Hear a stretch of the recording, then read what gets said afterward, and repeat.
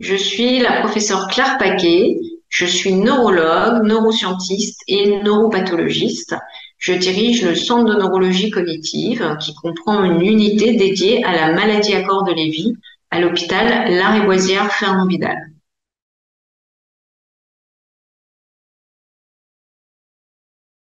La maladie à corps de Lévy est une maladie fréquente, mais sous-diagnostiquée et sous-explorée, et pour laquelle nous n'avons malheureusement actuellement pas de biomarqueurs qui nous permettent de diagnostiquer de façon certaine la maladie.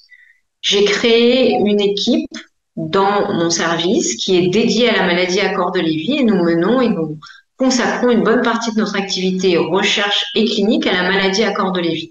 Notre objectif avec ce projet important est de mettre au point des marqueurs qui vont permettre de distinguer la maladie à corps de Lévy des autres maladies neurodégénératives, puisque en pratique clinique courante, là est toute la difficulté.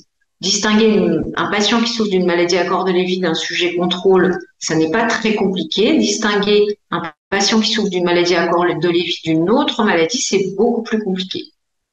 Donc, pour atteindre ces objectifs, nous allons mettre au point un protocole qui va utiliser différents marqueurs utilisés simultanément pour permettre d'atteindre l'enjeu qui est de distinguer la maladie à corps de Lévy des autres maladies neurodégénératives.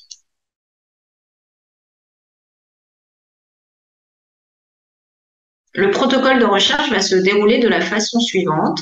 Les patients vont être invités, on va leur proposer de participer à la recherche et on va faire ce que l'on appelle en recherche des inclusions, c'est-à-dire faire rentrer les patients dans la recherche. Nous allons inclure 50 patients qui souffrent de maladie à corps de Lévy selon les critères de McGills, 50 patients qui souffrent de maladie d'Alzheimer selon les critères de McCann 2011 et 50 sujets dits contrôle, c'est-à-dire des patients qui ne souffrent pas de maladies neurodégénératives. Ces patients vont bénéficier d'une consultation recherche et pendant cette consultation, il y aura un examen clinique avec une évaluation motrice, psychiatrique, cognitive de l'état général, une prise de sang pour évaluer des nouveaux biomarqueurs de la maladie et un enregistrement électroencéphalographique. Alors, l'enregistrement électroencéphalographique, ça sert à mesurer l'activité du cerveau. On mesurera l'activité du cerveau au repos, c'est-à-dire que la personne est assise et reste au repos et peut fermer les yeux.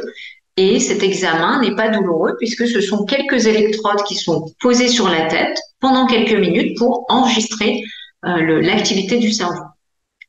Par la suite, toutes ces données seront rentrées dans une base de données anonyme et nous ajouterons les données de l'IRM que le patient aura eu dans le cadre de sa prise en charge et des données d'une imagerie qu'on appelle le TEP-DOPA ou le DASCAN qui nous sert à explorer les voies neurologiques de la dopamine dans les noyaux gris centraux. Et les noyaux gris centraux dans le cerveau, ce sont les noyaux qui commandent notre motricité.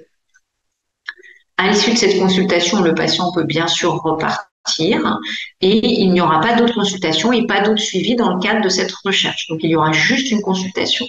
Par la suite, une fois que nous aurons inclus tous les patients et pour comparer les sujets qui présentent une maladie à corps de Lévy et une maladie d'Alzheimer, nous allons étudier statistiquement des combinaisons de marqueurs, c'est-à-dire qu'on va regrouper les marqueurs biologiques, cliniques, de l'imagerie et de l'électroencéphalogramme pour distinguer les patients qui souffrent de maladie d'Alzheimer des patients qui souffrent de maladie à corps de Lévy.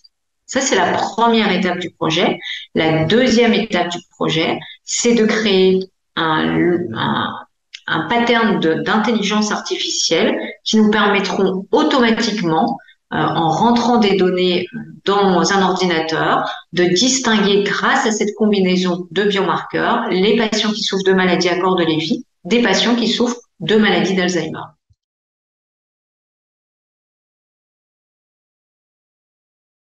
Les résultats attendus de cette étude, c'est de pouvoir mettre au point un système d'intelligence artificielle qui nous aidera en consultation à distinguer un patient qui souffre d'une maladie à corps de Lévy d'un patient qui souffre d'une maladie Alzheimer. Ça, c'est vraiment l'objectif final de la recherche. Ça nous permettra aussi de savoir quels sont les biomarqueurs qui ont une plus-value dans cette démarche. C'est-à-dire que, par exemple, si on montre que l'électroencéphalogramme n'a pas de plus-value, eh bien, ça évitera aux patients de faire un électroencéphalogramme ou la prise de sang. En tout cas, ça nous permettra de bien resserrer l'indication des examens afin que les patients subissent le moins d'examens possible. La dernière étape de cette recherche, c'est bien sûr de le mettre en application en pratique clinique courante. L'intelligence artificielle est déjà bien insérée en médecine, notamment en radiologie ou dans certaines autres disciplines comme l'anatomopathologie.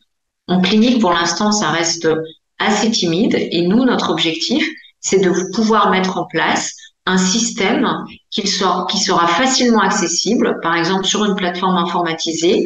Le clinicien rentrera les données qu'il aura enregistrées du patient et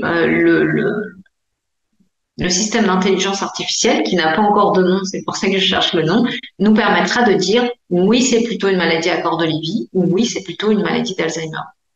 Ce qui permettra d'aller très vite et d'augmenter en fiabilité sur le diagnostic, bien sûr, et donc sur l'information qui sera donnée au patient et à son accompagnement, mais surtout sur la prise en charge thérapeutique, avec probablement dans l'avenir des nouvelles thérapeutiques à intégrer dans ces systèmes d'intelligence artificielle.